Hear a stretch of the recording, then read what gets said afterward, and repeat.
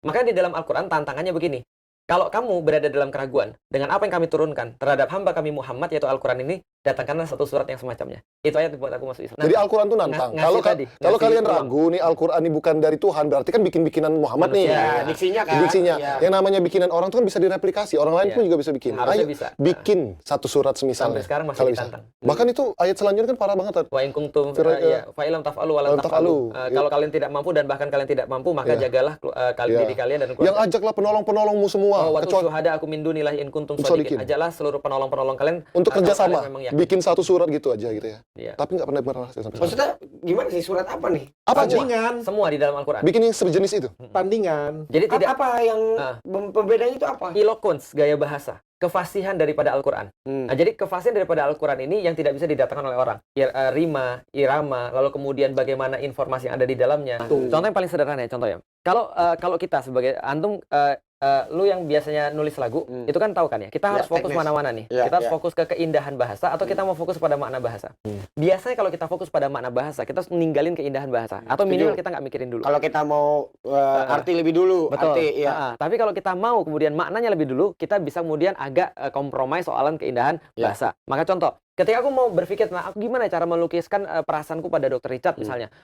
Kalau aku nggak mikirin keindahan bahasa, aku tinggal bilangnya, oh Dr. Richardnya adalah orang yang pintar, orang yang kritis, dan senantiasa Dr. Richard maknanya nyampe tuh. Nah, itu maknanya. Tapi kalau aku mau dengan keindahan bahasa, aku harus mikir nih, gimana cara aku menyampaikan itu. Contoh misalnya, di antara seluruh manusia yang kutemui di Palembang, semuanya cenderung membuat aku senang. Tapi di antara yang membuat aku bahagia itu ada sesuatu yang benar-benar menurutku teringat-ingat dan membuatku terkenang. Semuanya aku harus mikir. Muter-muter. Nah, itu, dan bisa jadi aku salah loh di ujung. Menyelisih yang di awal. Tahu nggak orang-orang Arab dulu bagaimana mereka cara bikin syairnya? Mereka contoh ya, kita cosplay jadi orang Arab. Kita bikin syair, tapi nggak boleh ada kata yang berulang. Wah, dan susah banget. Kita bikin pantun. Gak usah jadi orang Arab, gue bikin lagu aja gitu. Lagu gue ada ratusan nih. Pasti ada pengulangan kata pasti. Nah, ini orang Arab dulu exercise-nya begini. Contoh ya. Kita bikin pantun tapi nggak boleh ada berulang. Burung irian, burung cendrawasih. Cakep. Udah burung dong. Udah ulang ya. Burung irian terbang di cendrawasih. Cakep. Melintasi samudra penuh dengan kasih.